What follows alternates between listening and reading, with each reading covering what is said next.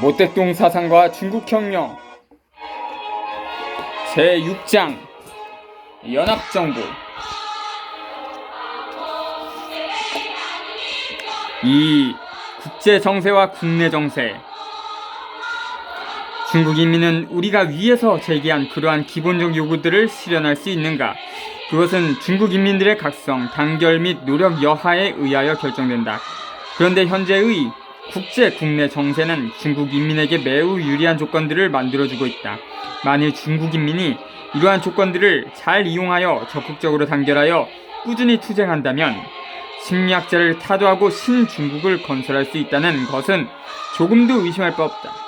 중국 인민은 한층 노력하여 우리의 성스러운 임무를 완수하기 위하여 투쟁하여야 한다.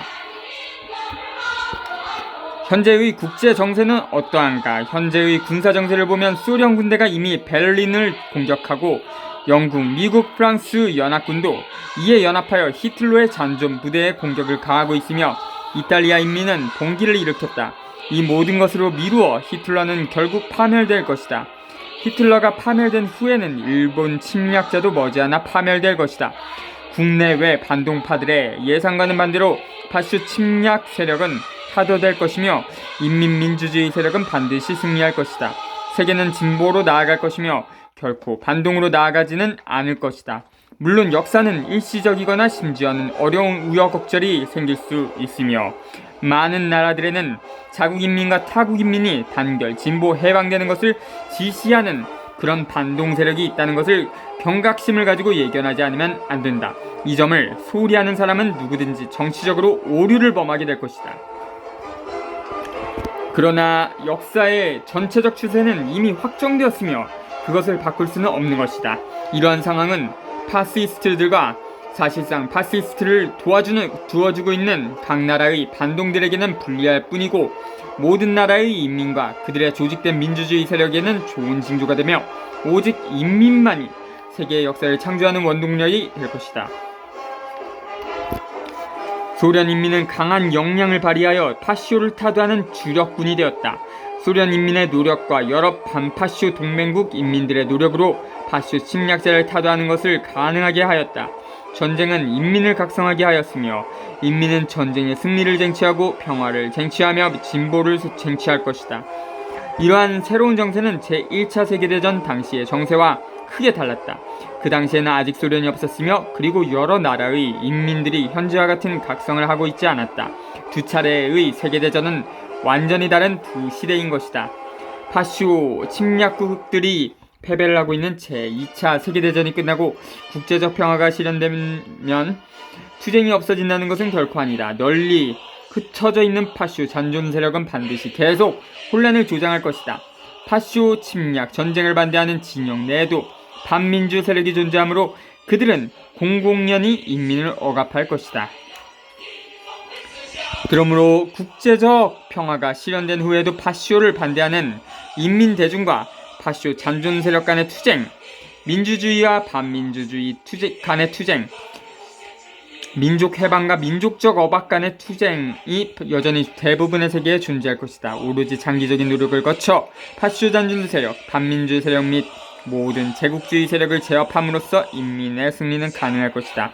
이러한 날이 결코 쉽고 빠르게 오지는 않겠지만 그러나 그날은 반드시 올 것이다.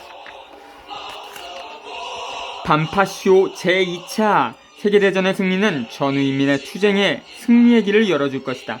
전후에 이 투쟁에서 승리하여야만 공고하고 지속적인 평화가 보장되며 그러한 평화 보장이 바로 세계 인민에 대한 광명의 앞날이 된다.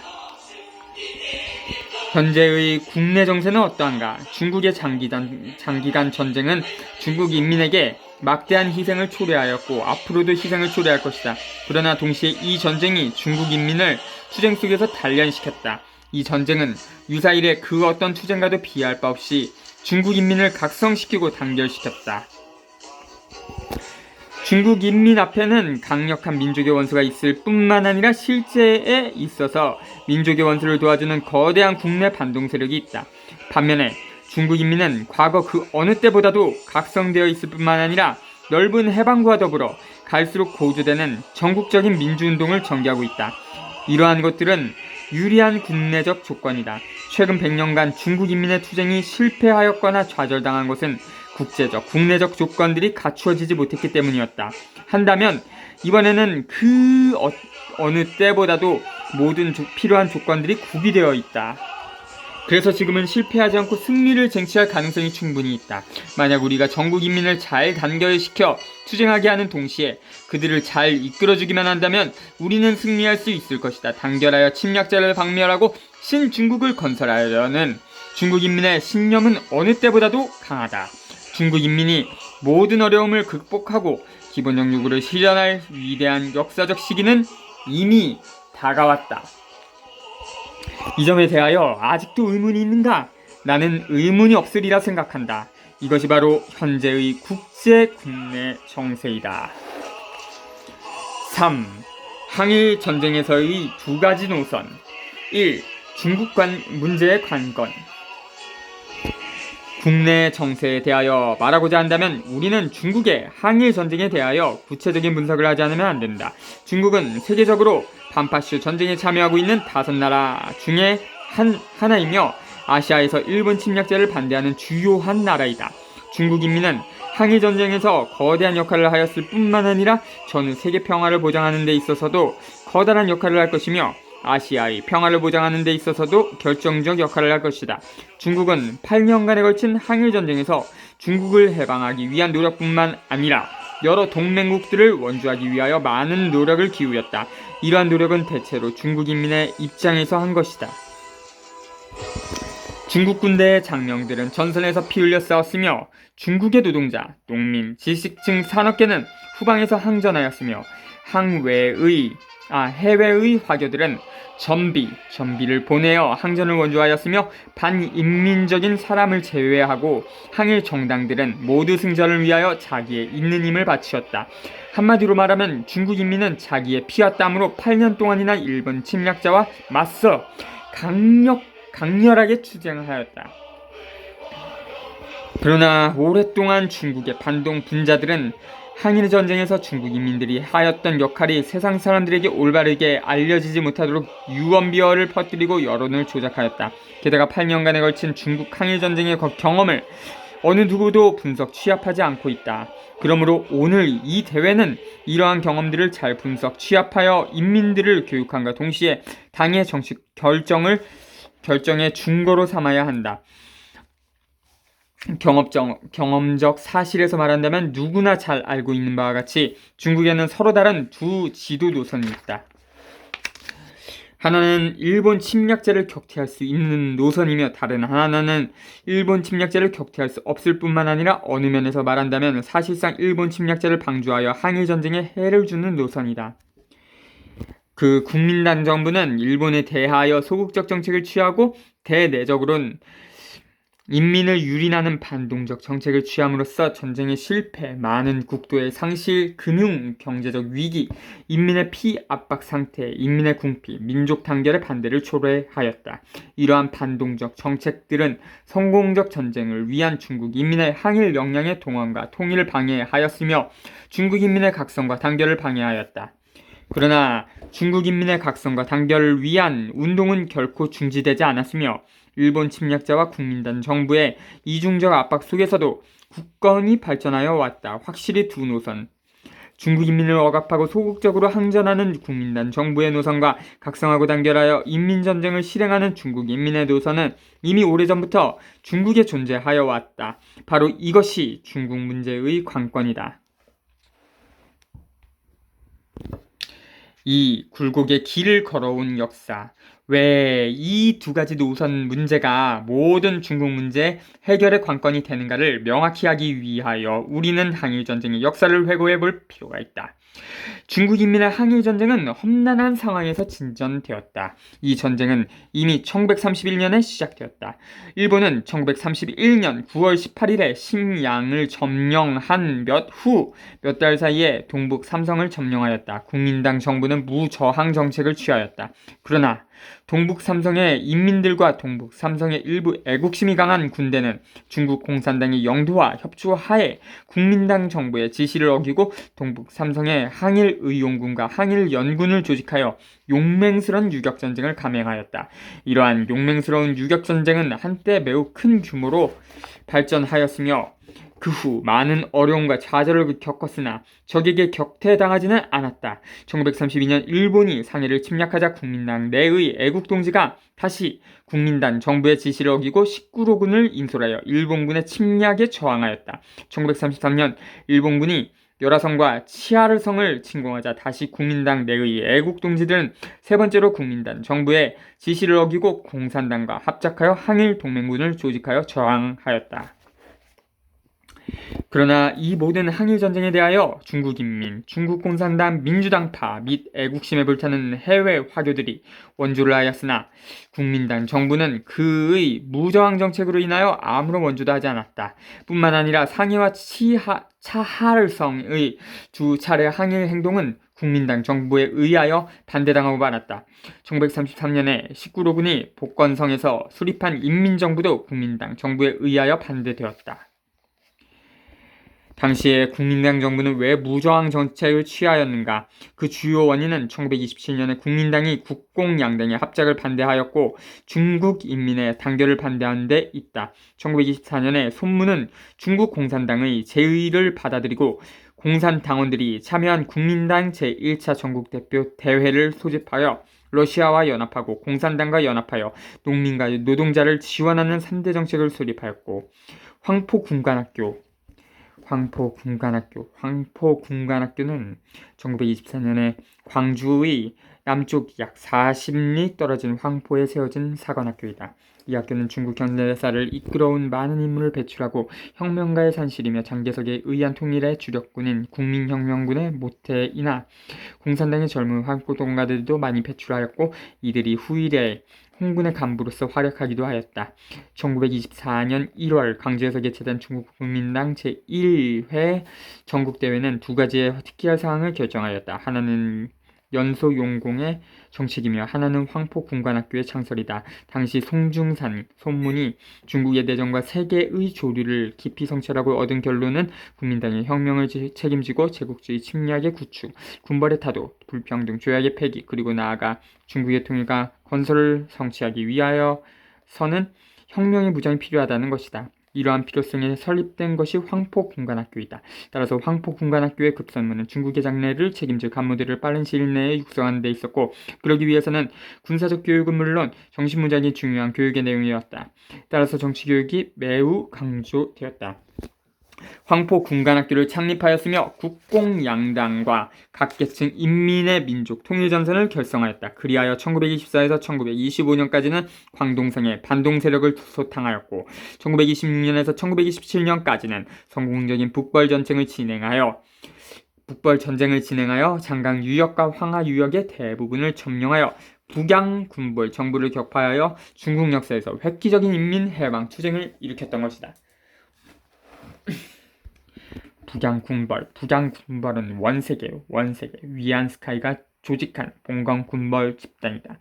광서 21년 1895년 청정부는 원세계에게 천진의 군대를 조직하도록 하고 이를 북양 대신에 통솔하에 두도록 하였다. 광서 27년 원세계가 직접 북양 대신에 오른 뒤 이 군대를 북양군이라 칭했다. 신해혁명 이후 대총통에 오른 원세계는 북양군을 중앙 및 지방 정권을 통솔하는 군사 집단으로 발전시켰는데 이로부터 북양군벌이란 이름이 생겨났다.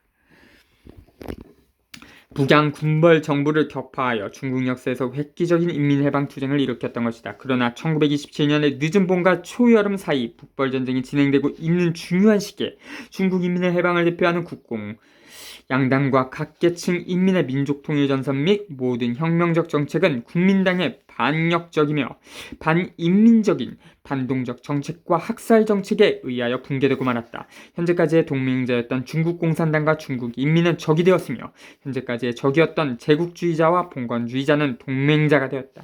이리하여 중국 공산당과 중국 인민들은 배신의 아픔을 겪었으며 힘차게 추진되었던 중국 혁명은 좌절되고 말았다. 이때부터 단결보다 내전이, 민주보다 독재가, 광명의 중국보다는 암흑의 중국이 지배하였다. 그러나 중국 공산당과 중국 인민은 결코 이에 놀라거나 정복되거나 몰살당하지 않았다. 그들은 좌절해서 다시 일어나 몸에 피를 씻고 전우들의 시체를 거두고 다시 전투를 계속하였다. 그들의 혁명에 큰 기치를 높이 들고 무력적 저항을 단행하였으며 중국의 넓은 지역에서 인민의 정부를 조직하였으며 토지제도의 개혁을 실시하였으며 인민의 군대인 중국 홍군을 창건하였으며 중국 인민의 혁명 역량을 보존하고 발전시켰다. 국민당 반도 분자들에게 버림을 받은 소문의 혁명적 삼민주의는 중국 인민과 중국 공산당 및 기타의 민주주의자들에게 의하여 계승되었다. 일본군이 동북 삼성에 쳐들어온 후 중국 공산당은 1933년에 혁명 근거지와 홍군을 침공하는 모든 국민당 군대에 대항 침공을 중지하며 인민에게 자유 권리를 주고 인민을 무장시키는 등 세 가지 조건에서 정전 협정을 체결하고 함께 항일할 것을 제의하였으나 국민당은 이 제의를 거부하였다. 이때부터 국민당 정부의 내전 정책이 구체화되었고 그와 반대로 내전을 중지하고 함께 항일할 것을 요구하는 중국 인민의 목소리도 더욱 높아졌다. 중국 인민들의 애국적 단체가 상해와 여러 지방에서 조직되었다. 1934년부터 1936년에 이르기까지 장강 남북의 홍군은 공산당의 영도하에 어려운 고비를 넘기면서 서북 지방으로 이동하였으며 서북 홍군과 회합하였다. 바로 이때에 중국 공산당은 새로운 정세에 적응하며 단결하여 항일할 것과 신민주주의 공화국을 수립할 것을 투쟁 목표로 하는 항일 민족 통일 전선의 새로운 정치 노선을 결성하고 진행하였다. 1935년 12월 9일 북평의 학생 대중은 중국 공산당의 영도 아래 애국 운동을 일으키고 중화민족의 해방 선봉대를 조직하였으며 북평은 현재 북경이죠. 해방 선봉대 중화민족 해방선봉대를 민선대라 약칭한다. 민선대는 12월 9 운동에 참여한 선진화된 청년들의 중국 공산당의 영도 아래 1936년 2월에 조직한 혁명적 청년 단체였다. 항일전쟁이 폭발된 후 많은 민선대 대원들은 전쟁과 저지 후반 근거지 창설 사업에 참여하였다. 국민당 통치구의 민선대 조직은 1938년에 장개석 정부에 의하여 강제로 해산당하였다. 해방 후의 민선대 조직은 후에 더욱 많은 청년단체인 청년구국회에 합병되었다. 해방 선봉대를 조직하였으며 이 애국운동을 전국 각 대도시에 파급시켰다. 1936년 12월 12일에는 국민당 내부에서 항의를 주장하는 동북군 및 17로군과 연합하여 국민당의 대일 타협 및 대내 학살의 반동 정책을 반대하는 서한사변을 일으켰으며 서한사변은 모택동의 국민당에 대한 항일 통일전선 형성 제의를 거부해온 장개석이 홍군에 대한 전쟁을 독려하기 위해 1936년 12월 12일 삼서성 산시성의 수도인 서안, 시안을 방문 중일 때 내전의 중지와 거구일치의 항일전 개시 등 8개항을 요구하던 당시 동북군 사령관 장항량과 17로군 사령관 양호성의 쿠데타에 의해 장개석을 납치 감금당한 사건을 말한다. 장개석을 감금했던 장항량과 양호성은 국민당과 국민정부에 대해 8개항의 요구를 제시하고 이를 승낙하지 않으면 장개석을 죽이겠다고 선언했다. 여기서 8개항이란 1. 남경 정부를 개편하고 각 당파를 용납할 것. 2. 모든 내전을 중지할 것. 3. 상해에서 체포된 구국회. 2. 주무자들을 모두 석방할 것. 4. 모든 정치범을 석방할 것. 5. 인민의 집회 결사의 자유를 보장할 것. 6. 적중의 애국운동을 개방할 것. 7. 소문의 육촉을 성실히 준수할 것. 8. 즉시 구국회의를 소집할 것을 등이다. 결국 장개석은 주내 엽검령의 중재와 그의 부인 송미령의 간청으로 장항량의 8개항 요구를 받아들이고 감금에서 풀려났다. 서한사변을 일으켰으며 동시에 국민당 내의 다른 애국자들도 국민당의 정책에 불만을 품고 있었다. 이러한 정세 속에서 국민당은 마지못하여 내전 정책을 포기하고 인민의 요구를 승인하였던 것이다. 서한사변의 평화적 해결은 시국의 전환점이 되었다. 새로운 정치적 상황에서 국내의 합작이 형성되었으며 전국적인 항일전쟁이 일어나게 되었다. 노구교 사변이 일어나기 전 1937년 5월에 중국 공산당은 역사적 의의를 가지는 전국 대표 회의를 소집하였다. 이 회의에서 1935년 결의된 애국운동을 당 중앙에 새로운 정치 노선을 비준하였다. 노구교 사변 1937년 7월 7일 늦은 밤 북경 남서쪽 약 15km 떨어진 영정하의 노구교 주변에서 근처에서 훈련 중이던 일본군의 한 부대가 정체미상의 총격을 받았다. 일본군은 이것이 중국군에 의한 것이라고 주장하면서 8일 새벽 완평현성을 폭격하면서 총공격을 개시하였는데 이를 노구교 사변이라 한다. 노구교 사변이 일어나기 전 1937년 5월에 중국 공산당은 역사적 의의를 가지는 전국 대표 회의를 소집하였다. 이 회의에서 1935년 결의된 애국운동을 당 중앙의 새로운 정치 노선을 비준하였다. 1937년 7월 7일 노구교 사변으로부터 1938년 10월 무한히 함락되기까지 국민당 정부도 대일 정책에 참전하였다. 이 기간에 일본군의 침공과 전국 인민의 민족적 봉기로 국민당 정부의 정책 중점은 대일 항전하는 데 있었다. 이래하여 전국의 군대와 인민들의 항일 전쟁에 열기가 고조되었다. 당시 전국 인민들과 중국 공산당원들 및 여러 민주당파들은 모두 국민당 정부에 큰 희망을 걸고 있었다. 국민당은 민족의 위기, 민심이 붕괴하는 이때 민주적 개혁을 단행하고 손문의 혁명적 삼민주의를 실시하리라는 희망을 가지고 있었다. 그러나 이 희망은 실망으로 돌아가고 말았다. 이 2년 동안에 국민당은 적극적으로 항전하였으나 한편으로는 많은 인민대중이 참여하는 인민전쟁을 일으키는 것을 여전히 반대하였으며 인민이 자발적으로 단결하여 항일과 민주주의 활동을 진행하는 것을 여전히 제한하였다.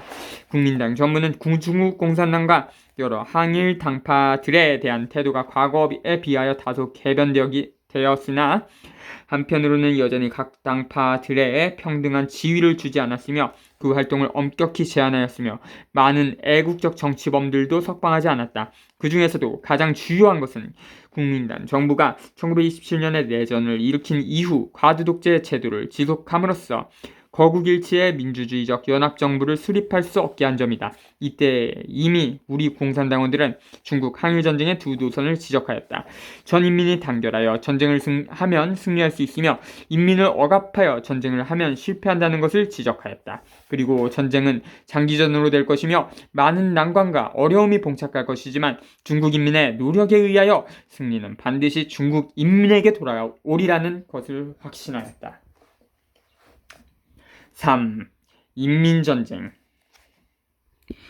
중국 공산당이 영도하여 서북지방으로 이동하는 중국 홍군의 주력은 중국 국민혁명군 제8로군으로 재편성되고 장강 남북 각지에 남아있던 중국 홍군 유격 부대들은 중국 국민혁명군 신제4군으로 재편성되어 화북과 화중에 가서 싸웠다. 내전 시기에 중국 홍군은 북벌 시기에 황포 군관학교 및 국민혁명군의 민주주의적 전통을 보존하고 발전시켰으며 한때 수십만 명에까지 확대되었다. 그러나 남방 각 근거지에 대한 국민당 정부의 잔혹한 공격과 만리장성에서 홍군의 패배 및 여러 원인들로 인하여 항일전쟁이 시작될 무렵에는 그 수가 감소되어 몇만 명밖에 남지 않았다. 그래서 어떤 사람들은 이 군대를 얕보고 항일은 주로 국민당에 의존하여야 할 것이라고 생각하고 있었다. 그러나 인민이야말로 가장 훌륭한 생각을 하고 있었다. 그들은 8로군, 신사군이 수적으로 적지만 질적으로는 매우 강력하며 오직 이 군대만이 진정한 인민전쟁을 진행할 수 있다는 것과 이 군대가 일단 항일전선에 진출하여 그곳에 있는 많은 인민들과 결합하게 되어 그 전망은 무한하리라는 것을 알고 있었다.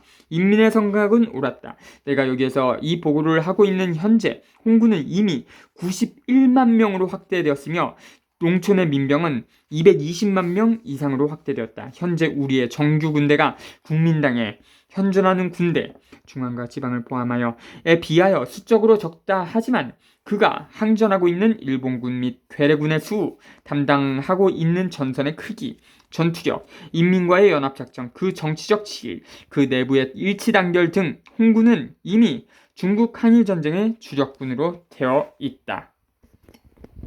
이 군대가 그러한 역량을 가진 이유는 이 군대에 참여한 모든 사람들이 자각적 규율을 가지고 있으며 소수 집단의 사리사욕을 위한 것이 아니라 많은 인민대 중의 이익과 전 민족의 이익을 위하여 싸우기 때문이다. 이 군대의 유일한 목적은 중국 인민과 국권이 함께하고 중국 인민을 위하여 전심전력으로 복무하는 것이다. 이런 목적 아래에서 이 군대는 용맹의 정신력을 가지고 있으며 적에게 절대 굴복하지 않고 오히려 적들을 압도하고 있다. 그 어떤 어려운 상황 속에서도 단 한 사람이라도 남아있다면 전투를 계속할 것이다. 따라서 이 군대는 내부적으로나 외부적으로나 아주 잘 단결되었다. 내부적으로는 군관과 병사 사이, 상급과 하급 사이, 군사, 정치사업과 후방 근무 사업 사이에 일치 단결되어 있다. 외부적으로는 군대와 인민 사이, 군대와 정부기관 사이, 아군과 우군 사이에 일치 단결되어 있으며 단결을 방해하는 모든 것들을 반드시 극복하고 있다.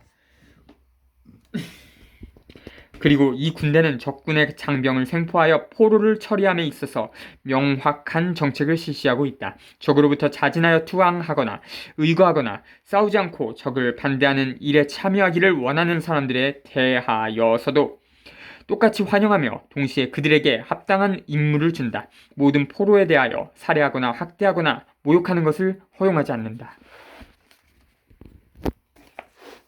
이 군대는 인민전쟁의 필수적인 모든 전략 전술 체계를 확립하였다. 그들은 변화되고 있는 조건들에 따라 유연한 유격전쟁을 하는데 능하며 기동전에도 능하다. 그들은 인민전쟁에 필요한 모든 정치사업 제도를 확립하였다. 그 임무는 아군을 단결시키며 우군과 단결하며 인민과 단결하며 적군을 와해시키며 전투의 승리를 위하여 투쟁하는 것이다. 이런 목적에서 군대는 유격전쟁에서 다음과 같은 일들을 할 수 있으며 이미 하고 있다. 전투와 훈련의 여가를 이용하여 양곡과 일용, 필수품 생산에 종사함으로써 군대의 자급, 반자급은 부분적 자급을 하여 경제적 난관을 타개하고 군대의 생활을 개선하며 인민의 부담을 감소시키고 있다. 각 군사 근거지에서는 소규모 수공업도 건설하였다. 이 군대가 강력한 까닭은 인민자위군 및 민병과 같은 많은 대중적 무장조직이 이 군대와 함께 연합작전을 하고 있기 때문이다. 중국 해방후에서는 모든 청장년 남녀들이 모두 자원적이고 민주주의적으로 항일 인민자위군에 참여하고 있다. 자위군 내의 정규군으로서 군대와 유격대에 가입한 자를 제외한 그 나머지는 민병대에 조직되어 있다. 이러한 대중무장 세력의 연합 없이는 적을 타도할 수 없다. 이 군대가 강력한 까닭은 언제 어디서나 작전 임무를 수행할 수 있는 주력 병단과 민병, 자위군과 협동하여 지역을 보위하며 주둔지의 적을 공격하는 지방 병단의 두 부분으로 나누어 놓았기 때문이다.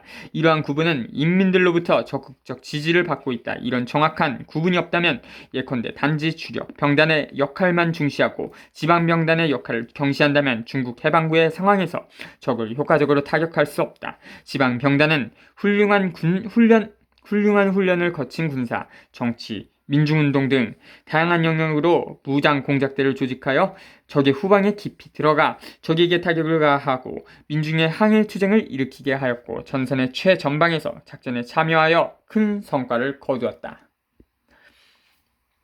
중국 해방후에서는 민주정부의 영도 아래에서 항일 인민들은 노동자, 단체, 농민단체, 청년단체, 여성단체, 문화단체 및 기타 직업단체, 사업단체 등에 망라되어 여러 가지 군대 원호 사업에 적극적으로 참여하고 있다. 이러한 사업에는 인민을 동원하여 군대에 참여시키며 군대에 식량을 운반하여 주며 항일군이 가족을 우대하며 군대의 물질적 어려움을 해결하여 주는 등의 일이 포괄되어 있을 뿐만 아니라 유격대, 민병 및 자위군을 동원하여 기습과 폭발을 전개하며 적의 동태를 정찰하며 간첩을 잡아내고 부상병을 호송, 보호하며 군대의 전투를 직접 돕는 등의 일도 포괄되어 있다. 동시에 전 해방부의 인민들은 정치, 경제, 문화, 위생 등 제방건설 사업에 열성적으로 종사하고 있다. 이 면에서 가장 중요한 것은 전체 인민을 동원하여 식량 및 일용품 생산에 종사하게 하는 동시에 모든 기관과 학교들로 하여금 특수사정이 있는 자를 제외하고는 모든 사업은 학습의 여가를 이용해서 생산 작업에 참여하게 하여 인민 및 군대의 생산 작업에 동참하게 함으로써 장기적 항일 전쟁을 견제하기 위한 생산 증대를 하는 것이다. 중국 해방구에서 적들의 반대는 대단히 막중하고 수재, 한재, 병충해 등이 발생된다. 그러나 해방구의 민주정부는 전체 인민을 영도하여 여러 어려움을 극복하였거나 극복하고 있으며 누리태치, 재수, 재해 극복 등의 대중적 운동에서 많은 성과를 거두고 있다. 이것은 항일전쟁을 장기적으로 견제할 수 있게 한다. 한마디로 말하면 모든 것은 전선을 위하여, 모든 것은 일본 침략자를 타도하고 중국 인민을 해방하기 위하여, 이것은 중국 해방구의 전체 국민의 구호이며 방안이다. 고려반도 전쟁 때 김일성도 모든 힘은 전쟁의 승리를 위하여 이런 구호를 말했는데 전쟁 발발 직후에요. 이것이 모택동의 이 구호에서 약간 따온 것 같은 느낌이 듭니다. 이것이 진정한 인민전쟁이다. 오직 이러한 인민전쟁만이 민족의 원수를 타도할 수 있다. 국민당이 실패하고 있는 것은 그들이 한사코 인민전쟁을 반대하고 있기 때문이다. 인민전쟁은 모택동이 적과의 대치 상황에서 오지에 고정된 근거지를 구축하고 그것을 확대시켜 대도시까지 발전시켜 나가는 중국 혁명의 전략적 반복론으로 모택동의 유격전론을 펴면서부터 생겨나기 시작했다. 이러한 모택동의 인민전쟁론은 그의 논문 일본 제국주의의 책략을 반대하며 중국 혁명의 전략 문제 등에서 잘 나타나고 있다. 서울대 국제문제연구소 편 중국 정치 경제 사전 서울 민음사 1990년 페이지 310에서 312쪽. 중국 해방구의 군대가 신형무기로 무장할 수 있는 날이 오면 그들은 무적의 군대가 될 것이며 일본 침략자들을 파멸할 수 있게 될 것이다. 4. 두 전선. 중국의 항일전쟁은 처음부터 두 전선으로 국민당 전선과 해방구 전선으로 나누어졌다. 1938년 10월에 무한이 함락된 후 일본 군대는 국민당 전선에 대한 전략적 침략을 중지하고 그들의 군사 주력을 해방구 전선으로 이동시켰다. 이와 동시에 그들은 국민당 정부가 패배하고 있는 상황을 이용하여 국민당 정부와 타협적 평화회의를 원한다고 성명을 내고 매국 역적 왕정이를 중경으로 유인하여 남경의 친일 괴뢰 정권을 세웠다. 이때부터 국민당 정부의 정책은 항일로부터 점차 반공, 반인민적 정책으로 전환하였다. 이것은 우선 군사적인 면에서 나타났다. 국민당 정부는 일본에 대하여 소극적으로 작전하는 정책을 취하여 자기의 군사적 실력을 유지하고 한편 어려운 작전은 해방구 전선에 남겨 일본 침략자들이 해방구를 침공하게 하여 그들은 산마루에 앉아서 범의 싸움을 구경하는 시기였다. 1939년 국민당 정부는 반동적인 이당 활동 제한법을 실시하여 항전 초기에 인민들과 각 항일 당파들이 쟁취하였던 권리마저 몽땅 취소해버렸다. 이때부터 국민당 통치구 내에서 국민당 정부는 모든 민주당파와 중국 공산당원을 감옥으로 몰아넣었다. 국민당 통치구의 각 성에 있는 감옥과 수용소는 공산당원, 애국 청년 및 기타 민주주의 투사들로 가득 차게 되었다.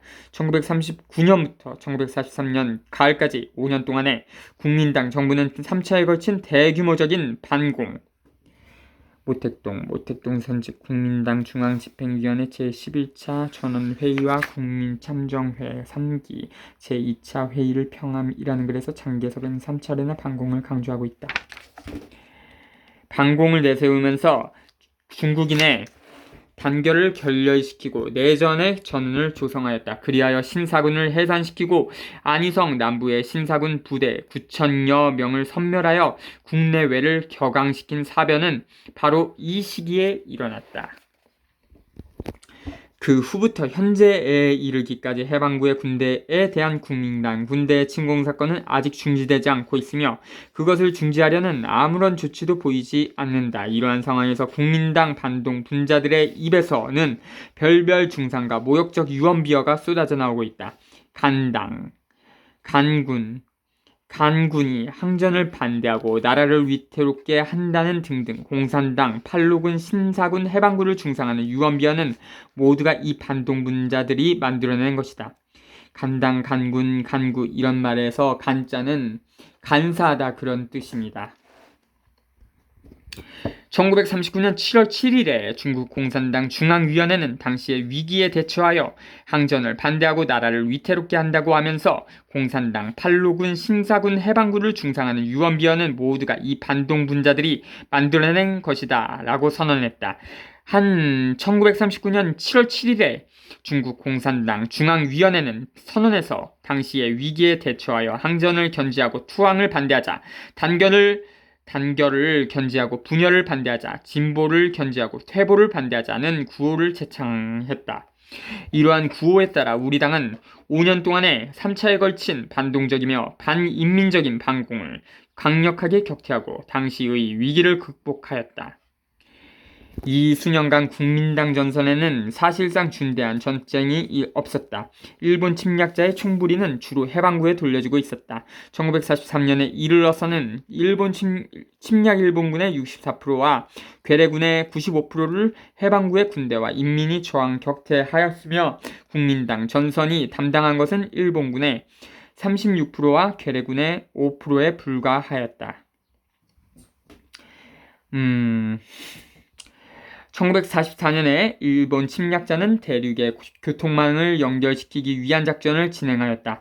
국민당 군대는 이에 대하여 속수무책이었으며 아무런 저항 능력도 없었다. 그리하여 수개월 내에 하남, 호남, 광서, 광동 등 여러 성의 광대한 지역들의 적의 손에 들어갔다. 오직 이때만은 두 전선이 분담하여 저항한 적군 비례에 다소 변화가 일어났다. 그러나 내가 이 보고를 하고 있는 현재에는 침략 일본군, 만주에 있는 것은 계산해 넣지 않았음, 40개 사단 58만 중에서 해방구 전선이 저항하고 있는 것은 22개 사단 32만 명으로서 56%를 차지하고 있고, 국민당 전선이 저항하고 있는 것은 불과 17개 사단 26만으로서 44%를 차지하고 있을 뿐이다. 괴뢰군을 저항하고 있는 상황에는 아무런 변화도 없다. 하나 지적하여야 할 것은 80만 이상에 달하는 괴뢰군, 괴뢰정규군과 괴뢰지방부장력을 포함한 대부분은 국민당의 사령관들이나 부하까지 인솔하여 적에게 투항한 부대나 적에게 투항한 국민당의 군관들이 조직한 부대라는 점이다. 국민당 반동분자들은 사전에 이러한 괴뢰군들에게 소위 곡선구국이라는 매국적인 이론을 제공하여 주었으며 사후에는 정신적 및 조직적으로 그들을 지지하여 그들로 하여금 일본 침략자와 연합하여 중국 인민의 해방구를 반대하게 하고 있다. 이외에도 많은 군대를 동원하여 섬서, 감숙, 영하, 변구와 각 해방구를 봉쇄하며 침공하고 있는데 그 수는 79만 7천 명에 달하고 있다. 이러한 중대한 상황도 국민당 정부의 언론 탄압 정책으로 인하여 많은 중국 사람과 외국인들은 이런 것을 알 수가 없었다. 5. 중국 해방구. 중국 공산당이 영도하는 중국 해방군은 현재 9,550만에 달한다. 이 지역적으로는 북쪽은 내몽고로부터 남쪽은 해남도에 이르고 있으며 저기 점령한 대부분의 지역에서 팔로군, 신사군은 기타의 인민군대가 활동하고 있다. 이 넓은 중국 해방구에는 19개의 큰 해방구가 있으며 그 지역으로는 요령, 열하, 차하르, 수원, 섬서, 감숙, 영하, 산서, 하북, 하남, 산동, 강소, 절강, 안희, 강서, 호북, 호남, 광동, 복건성 등의 대부분이 어떤 곳은 일부분이 포함되어 있다. 연안은 모든 중국 해방구 지대의 구심점이 되었다. 다시 연안은 모든 중국 해방구 지도의 구심점이 되었다. 이 광대한 해방구 중에서 인구가 150만 밖에 안 되는 황하, 이서의 섬서, 감숙, 영하 변구는 19개 중국 해방구 중의 하나로서 절강성 동부와 해남도 지구를 제외하고는 그 인구로 보아 가장 작은 해방구이다. 일부 사람들은 이런 상황을 모르고 해방구라고 하면 주로 섬서 감숙, 영화 변구만 생각하고 있다. 이것은 국민당 정부의 언론 봉쇄 정책에 의하여 만들어진 오해이다.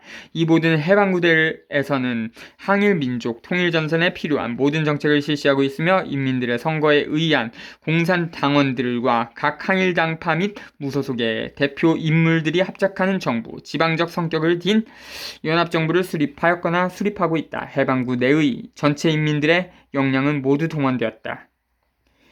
이 모든 것으로 하여 중국 해방군은 강력한 적의 압박과 국민당 군대의 봉쇄와 침공에서도 외부의 원조가 전혀 없는 상황에서도 존재하고 있을 뿐만 아니라 날로 발전되어 적이 점령한 지역을 축소시키고 자신의 영역을 확대시키면서 중국을 민주주의적 축도로 만들고 있다. 그리고 동맹국가 연합 작전하여 일본 침략자를 몰아내고 중국 인민을 해방하는 주요한 역량을 발휘하고 있다. 중국 해방구의 팔로군, 신사군 및 기타의 인민군대는 대일전쟁의 작전에서 용맹한 역할을 하였을 뿐만 아니라 항일 민족 통일 전선의 모든 민주주의적 정책을 집행하는 데 있어서도 모범적인 역할을 하고 있다. 1937년 9월 22일에 중국 공산당 중앙위원회는 손문의 삼민주의는 오늘의 중국의 필요 불가결한 것임을 승인하고 우리 당은 그 철저한 실현을 위하여 투쟁한다는 선언을 발표하였으며 중국 해방구에서는 이 선언을 완전히 실천하고 있다. 손중산에 의해 제창된 삼민주의는 충효인의의 정치 철학을 표방하는 중국의 전통적인 도덕과 서구의 근대사상, 이른바 몽테스큐, 밀, 스펜서, 허슬리 등의 원리를 절충시킨 구국주의 내지는 중국 현대화의 방안이라 할 수 있다. 삼민주의는 국민들의 지지를 얻어 신의 혁명으로 발전되었으며 국민당의 정치적 통치 이념으로 표방되었다. 삼민주의는 민족, 민권, 민생인데 민족이란 민족주의 정치적 지배에서 벗어나 한족 국가를 건설하려는 민족주의이고 민권이란 군주 독재의 정치체제를 무너뜨리고 공화정치에 수립하려는 민권주의이며 민생이란 사회적으로 토지 공유제를 실현하여 농지의 경작자 소유와 대기업의 국유화를 실현시키고자 하는 민생주의이다. 6. 국민당 통치구.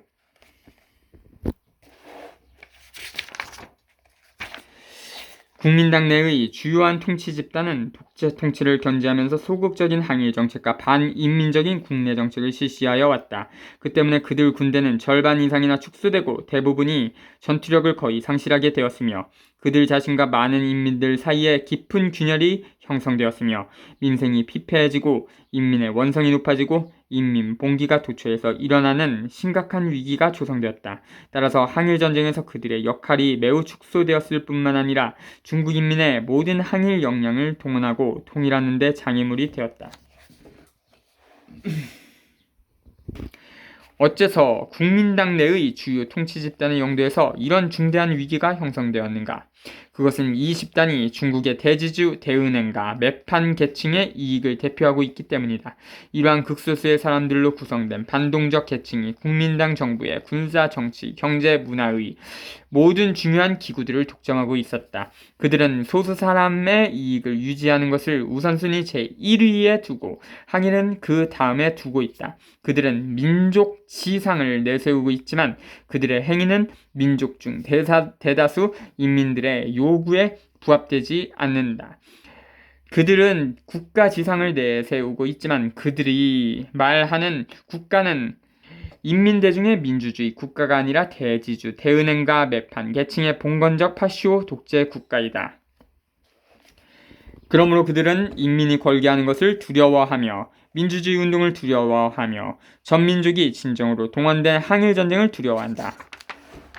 이것이 그들의 소극적인 대일 작전의 정책과 반인민적, 반민주주의적, 반공적인 대동적 대내의 정책이며 반동적 대내 정책이며 총체적인 위기의 근원인 것이다. 그들은 모든 면에서 이러한 양면 정책을 취하고 있다. 예를 들면 한편으로는 항의를 하지만 다른 한편으로는 소극적으로 작전 정책을 취하고 있으며 동시에 일본 침략자들의 투항 유인의 대상으로 선택되고 있다.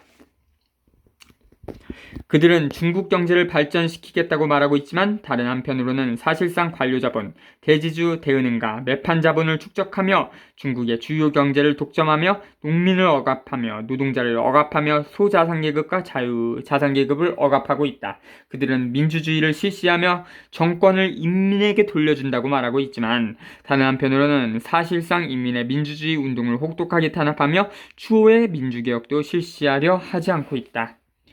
그들은 공산당 문제는 정치적 문제이니 정치적 방법으로 해결하여야 한다고 하면서도 다른 한편으로는 군사적, 정치적, 경제적으로 중국 공산당을 가혹하게 압박하며 공산당을 자기들의 소위 제1의 적으로 간주하고 일본 침략자를 제2의 적으로 생각하고 있다. 그들은 동시에 적극적으로 내전을 준비하고 있으며 공산당을 소멸하려고 고심하고 있다. 그들은 근대적 국가를 세우겠다고 말하고 있지만 다른 한편으로는 사실상 대지주, 대은행과 매판 봉건적 파쇼 독재의 통치를 고수하고 있다. 그들은 소련과 형식상으로 외교관계를 유지하고 있지만 다른 한편으로는 사실상 소련을 적대시하고 있는 태도를 취하고 있다. 그들은 미국의 고립주의자들과 더불어 아시아를 먼저 서구는 다음에 라는 주장을 함으로써 파쇼 독일의 운명, 다시 말하면 모든 파쇼의 운명을 연장시키려 하며 중국 인민에 대한 그들의 파쇼 통치의 운명을 연장시키려 하고 있으며 다른 한편으로는 외교상에서 교활하게 기회를 엿보아 자기를 반파쇼의 영웅으로 분장하고 있다. 자체 모순에 빠지고 있는 이러한 여러 가지의 양면 정책은 어디서 온 것인가? 모두가 대지주, 대은행가, 매판계층이라는 총체적 근원에서 온 것이다. 국민당은 복잡한 정당이다. 그 정당은 비록 대지주, 대은행가, 매판계층으로 대표되는 반동적 집단에 의하여 지배되고 영도되는 것은 사실이다. 그러나 국민당 전체가 이 반동적 집단인 것은 아니다. 많은 지도적 인물은 이 집단에 속하지 않으며 그 집단으로부터 타격과 배척은 지시를 받고 있다. 배척 혹은인데 배척은이라고 오타인 것 같습니다. 국민당 내의 많은 간부와 당원 그리고 삼민주의 청년단의 단원들은 그 집단의 영도를 좋아하지 않으며 심지어 그들의 영도를 반대하고 있다. 이러한 상황은 반동적 집단에 의하여 통제되고 있는 국민당의 군대, 정보기관, 경제기관 및 문화기관 내부에도 존재하고 있다. 그들의 군대와 각 기관 내부에는 많은 진보적 민주인사가 포함되어 있다. 그들의 반동적 집단은 엄밀한 통일체도 되어 있는 것이 아니라 그 내부가 몇 개의 파벌로 갈라져 싸우고 있다. 따라서 국민당을 모두 같은 반동파로 보는 것은 적합하지 않다. 양자의 비교 7. 중국 인민은 중국 해방구와 국민당 통치구를 비교하여 봄으로써 양자의 성질을 명백히 알 수 있다. 두 노선, 인민전쟁의 노선과 인민전쟁을 반대하는 소극적 한일 노선이 있다. 중국 해방구는 외부적 원조가 전혀 없는 어려운 처지에 처해 있기는 하지만 승리하고 있으며 반대로 국민당 통치구는 외국의 원조를 받고 있지만 패배하고 있다.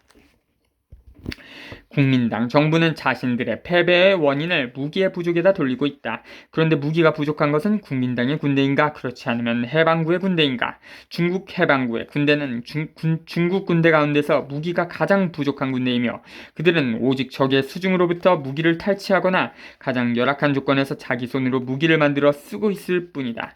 국민당 중앙군대의 무기는 지방군대에 비하여 훨씬 좋지 않은가? 그러나 그 전투력에 있어서는 중앙군대는 그 다수가 지방군대보다 못하다. 국민당은 많은 인적 자원을 가지고 있으나 잘못된 병무정책 때문에 인력 보충이 도리어 매우 곤란하다. 중국 해방군은 적에게 분할되어 있고 전투가 민반한 상황에 있지만 인민들의 요구에 적응되는 민병 및 자위군 제도를 실시하고 있으며 인적 자원을 잘 활용하고 있기 때문에 인력을 얼마든지 동원할 수 있다. 국민당은 식량이 풍족한 광대한 지역을 가지고 있고 인민들이 매년 국민당에게 7천만 석 내지 1억 석의 식량을 공급하고 있지만 그 대부분은 중간 취급자들에게 갈취되어 국민당 군대는 식량 부족에 시달리고 있다. 중국 해방구의 주요 부분은 적 후방에 있어 불사르고 죽이고 약탈하는 적의 삼광정책에 따라 어려움을 겪고 있으며 특히 그 중에 일부는 섬서성 북부와 같은 척박한 지역이지만 농업 생산 방법을 개선하여 자신의 힘으로 식량 문제를 원만하게 해결하고 있다. 국민당 지구의 경제 위기는 대단히 심각하여 공업은 대부분이 반대되고 의복 같은 일용품까지도 미국으로부터 수입해오고 있다. 그러나 중국 해방군은 공업을 발전시키는 방법으로 의복과 기타 일용품의 수요를 자체적으로 해결하고 있다. 국민당 지구의 노동자, 농민, 점원, 공무원, 지식문화 종사자들은 비참한 생활을 하고 있다. 그러나 중국 해방구의 전체 인민들은 먹을 것, 입을 것, 그리고 일자리를 가지고 있다. 항정과 국난을 기회로 재물을 모으고 있는 관리는 장사꾼이 되고 탕가놀이가 성행하고 염치라고는 찾아볼 수 없는 상태가 국민당 지구의 실정이다. 그렇지만 오히려 중국 해방군은 어려움을 감수하고 솔선수범하여 업무를 처리할 뿐만 아니라 생산에 참여하며 근검 절약하며 부정부패가 근절된 정의로운 사회로 변해가고 있다. 국민당 지구에서는 인민들의 자유는 완전히 박탈되고 있으나 중국 해방구 내에서는 인민들이 충분히 자유를 누리고 있다. 국민당 통치자들은 이러한 비정상적인 상태에 대하여 누구를 탓할 것인가, 남을 탓할 것인가, 자기 자신을 탓할 것인가, 외국의 원조가 부족한 것을 탓할 것인가. 그러나 국민당 정부의 독재 통치와 부패, 무능을 탓해야 할 것이다. 이것이 명백하지 않단 말인가. 8. 누가 항전을 반대하고 국가를 위태롭게 하는 자인가? 중국 인민의 항전을 반대하고 중국 인민의 국가를 위태롭게 하는 자가 국민당 정부라는 것을 우리는 명백한 근거를 가지고 말한다. 국민당 정부는 10년 동안의 내전에서 모든 힘을 쏟아 총뿌리를 동포들에게 돌리고 국방은 돌보지 않았으며 무저항 정책으로 동북 사성을 일본에게 내주었다. 일본 침략자가 산해관을 쳐들어오자 황급하게 노구교에서 귀주성까지 퇴각하고 말았다. 그러면서도 국민당원들은 도리어 공산당의 항전을 반대하고 국가를 위태롭게 한다. 1943년 9월에 국민당 중앙집행위원회 제11차 전원회의 결의안에서 고 말하고 있다. 그들이 제시한 증거가 공산당이 각계층 인민들과 연합하여 중국 해방구를 창설하였다는 그것이다. 국민당원들의 논리와 중국 인민들의 논리가 이렇게도 다르니만큼 나머지 여러 가지 문제들에서도 의견이 일치되지 않는 것은 조금도 이상한 일이 아니다. 남고려에서도 우익 쪽 사람들이 그렇게 주장하죠. 공산당이 항전을 반대했다. 그런 국민당의 주장을 그대로 따온 거죠. 당시의 국민당 주장. 여기에는 두 가지 문제가 있다. 첫째, 도대체 어떠한 원인으로 국민당 정부는 흑룡강에서 노구교까지, 노구교로부터 귀주성까지의 광대한 국토와 이처럼 많은 인민들을 포기하게 되었는가? 이것이 국민당 정부가 취한 무저항 정책, 소극적 항일 정책 및 반인민적인 국내 정책에서 나온 것이 아니란 말인가? 둘째, 무슨 원인으로 중국 해방군은 적군과 계례군의 장기간에 걸친 무자비한 침공을 타도하고 민족의 원수들의 수중에서 이처럼 광대한 국토를 회복하고 이처럼 많은 인민들을 해방하게 되었는가? 이것이 인민전쟁의 올바른 노선에서 온 것이 아니란 말인가? 그러니까 남고려의 우익들은 아니면 우익에게 세뇌된 사람들은 항일 국공 합작 시기에 국민당이 일본군과 다 싸웠다. 공산당은 힘만 키우고 있었다. 그렇게 주장하고 있는데 이 글에서 말한 거랑 모택동이 하는 주장이랑은 완전히 배치가 되죠. 둘 중에 하나는 거짓말 하는 겁니다.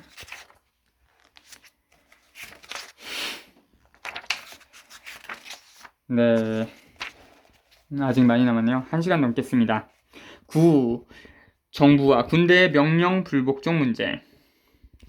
국민당 정부는 항상 정부와 군대에 복종하지 않는다는 것으로서 중국 공산당을 비난하고 있다. 그러나 우리는 다음과 같이 말할 수밖에 없다. 중국 공산당원들은 아직 중국 인민으로서의 보통상식을 그대로 간직하고 있기 때문에 중국 인민들이 수많은 고난과 어려움을 무릅쓰고 일본 침략자로부터 탈취 회복한 중국 해방구를 사실상 다시 일본 침략자에게 돌려주려는 그러한 정부와 군대의 명령에는 복종하지 않았다.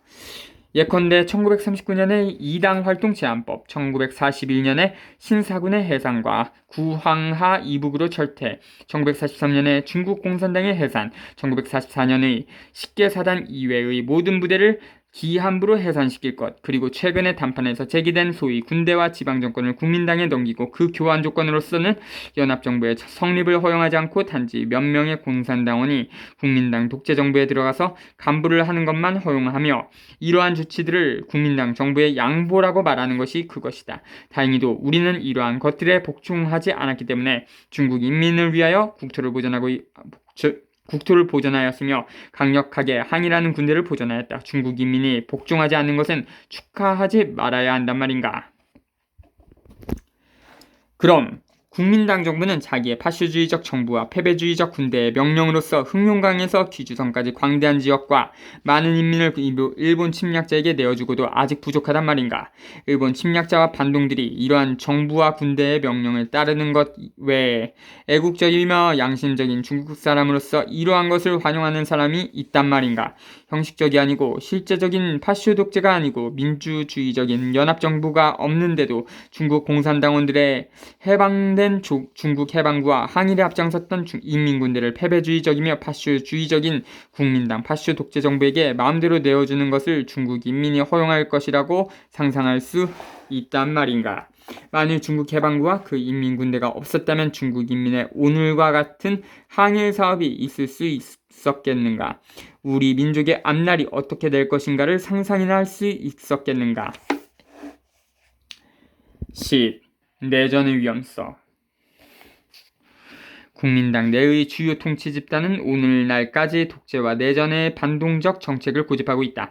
여러 가지 징조들이 보여주고 있는 바와 같이 그들은 어느 한 동맹국의 군대가 중국 대륙에서 일본 침략자를 어느 정도 축출하자마자 내전을 일으키려고 벌써부터 준비를 하고 있다는 증거는 많다. 그들은 어느 동맹국의 장군이 마치 영국의 스코비 장군, 스코비는 히랍에 파견되어 주둔하고 있던 영국 영제국주의 침략군의 사령관이었다. 1944년 10월에 독일 침략자가 구라파 대륙에서 패배당하여 퇴각하게 되자 스코비는 영국 군대를 영술하고 런던에 망명하고 있던 히랍 반동 정부를 데리고 히랍에 들어갔다. 그는 히랍 반동 정부를 사축하고 협조하여 오랫동안 영용하게 독일 침략자에 저항하고 있던 히랍 인민 해방군을 공격하고 히랍이 애국적 인민을 학살하여 히랍을 공포의 피바다 속에 몰아넣었다. 영국의 스코비 장군이 히랍에서 행한 것과 같은 직무를 중국에서도 행하여 줄 것을 희망하고 있다. 그들은 스코비와 히랍 반동 정부의 학살 행동을 환호하고 있다. 그들은 중국을 1927년부터 1937년까지 그러한 중국 국내 전쟁의 소용돌이에 다시 끌어넣으려 하고 있다. 현재 국민당 내의 주요 통치 집단은 국민대회의 소집과 정치적 해결이라는 연막 속에서 비밀리에 내전 준비를 진행하고 있다. 만일 우리나라 인민들이 이 점에 주의하지 않고 그 음모를 폭로하지 않고 그리고 그들의 행동을 제지하지 않는다면 내전의 포성을 듣게 될 날이 올 것이다. 10일 담판. 일본 침략자를 격파하고 친중국을 건설하여 내전을 방지하기 위하여 중국 공산당은 기타 민주정파의 동의를 얻은 후 1944년 9월에 열린 인민정치협상회의에서 국민당의 일당 독재를 즉시 폐지하고 민주연합정부를 수립하자는 요구를 제기하였다. 이 요구는 시급한 것이었으며 짧은 시간에 많은 인민들의 호응을 받았다. 일당 독재를 폐지하고 연합정부를 수립하며 필요한 민주개혁을 어떻게 실시할 것인가 하는 문제들에 대하여 우리는 국민당 정부와 몇 차례 담판하였으나 우리의 모든 제의는 전부 국민당 정부에 의하여 거부당하였다. 국민당은 일당 독재를 폐지하려 하지 않고 연합정부를 수립하려 하지 않을 뿐만 아니라 시급히 요구되는 민주개혁들 예컨대 특무기관의 폐지, 인민의 자유를 탄압하는 반동적 법령의 폐지, 정치범의 석방, 각 당파의 합법적 지위의 인정, 해방구의 인정, 해방구를 봉쇄하며 공격하는 군대의 철수 등을 모두 거절하였다. 이하여 중국의 정치적 상황은 매우 위험한 관계에 처하게 되었다. 12. 두 가지 전망. 전반적인 정세로 볼 때 그리고 앞에서 설명한 국제적 국내적 실정으로 분석해 볼 때 나는 우리의 모든 사업이 모두 순조롭게 진행되리라고 기대하지 말 것을 동지들에게 환기시키고 싶다. 우리들 앞에는 사실, 공경과 희망이라는 두 가지 전망이 존재하고 있다. 그 첫째 공경의 전망과 가능성이란 파쇼 독재의 통치를 계속하고 민주개혁을 허용하지 않으며 일본 침략자를 반대하는 데에 두지 않고 인민을 반대하며 일본 침략자가 격파된다 하더라도 여전히 내전 일어나 중국은 독립하지 못하고 자유가 없고 민주주의가 없고 통일되지 못하고 부강하지 못한 그러한 고통 속에 쌓여 있는 원래 상태로 되는 것이다. 이것의 가능성과 전망은 엄연히 존재한다. 그것은 결코 국제 정세가 호전되고 국내 인민이 각성하고 조직된 인민의 역량이 성숙된다고 하여 없어지거나 소멸되는 것이 아니다. 이 가능성과 이 전망이 중국에서 실현되기를 바라는 것은 중국에 있어서는 국민당 내의 반인민적 집단이며 외국에 있어서는 제국주의 사상을 가지고 있는 반동분자들이다. 이것은 우리가 주의를 하지 않으면 안 될 일면인 것이다. 여기서 내전이라고 하는 것은 국민당과 공산당 사이의 군사적 갈등을 의미한다.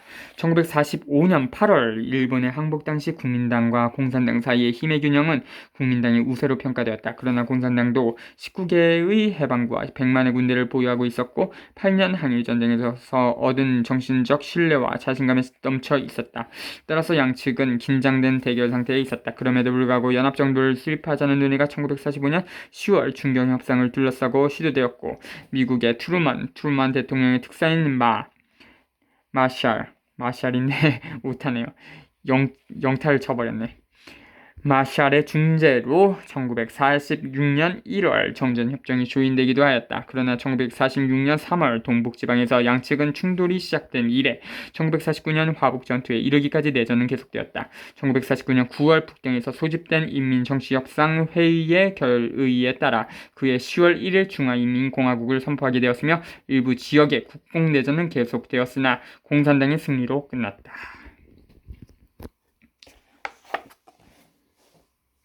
내전이 일어나 중국은 독립하지 못하고 자유가 없고 민주주의가 없고 통일되지 못하고 부강하지 못한 그러한 고통의 속에 쌓여 있는 원래 상태로 되는 것이다. 이것의 가능성과 전망은 엄연히 존재한다. 그것은 결코 국제 정세가 호전되고 국내 인민이 각성하고 조직된 인민의 역량이 성숙된다고 하여 없어지거나 소멸되는 것이 아니다.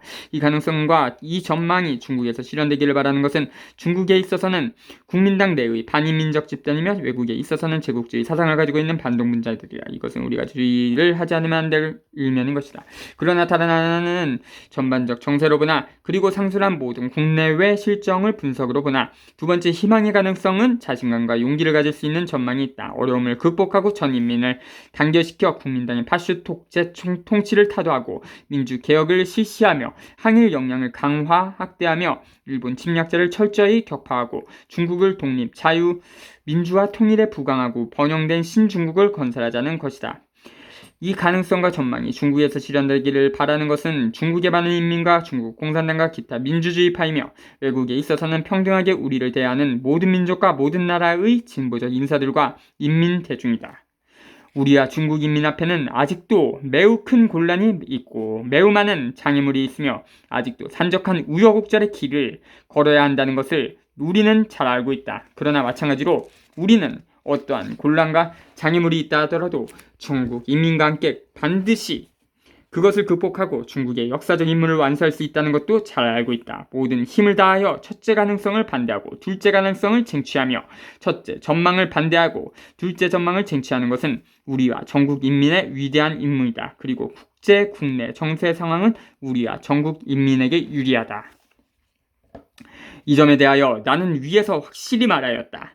우리는 국민당 당국이 세계대세의 추세에 그리고 중국의 민심의 동향에 비추어 현재의 잘못된 정책을 바꾸어 항일전쟁을 승리하게 하며 중국 인민의 고통을 덜어주며 신중국이 하루빨리 탄생되기를 바란다. 아무리 우여곡절이 있다 할지라도 중국 인민의 독립, 해방의 임무는 반드시 완수되고야 말 것이며 그러한 시기가 이미 닥쳐왔다는 것을 알아야 한다. 100여 년 이래 수많은 선열들이 품고 있던 크나큰 포부는 반드시 우리 세대에 실현될 것이며 그것은 아무도 막을 수 없는 것이다. 네, 제 5장까지는 약간 모택동이나 중국 홍군, 공산당이 어려운 상황 속에서 쓰여진 작품들이었었는데 제 6장 연합정부는 아주 희망찬 상황이 되었죠. 상황이 반전됐는데요. 그러면서도 그 전까지 제 5장까지 신민주주의론까지 어려운 상황에서도 그 당시 정세에 그 낙관적인 면과 비관적인 면 모두를 다 설명하고 이 그 연합정부에서도 약간 상황이 좋게 된 많이 개선된 낙관적인 상황이 된 연합정부에서도 그 그러니까 우려되는 점과 그리고 희망적인 낙관론 이런 걸 둘 다 설명합니다. 그러면서 낙관적으로 가자 뭐 그런 취지의 글로 됐죠. 네, 한 시간이 넘었네요. 자주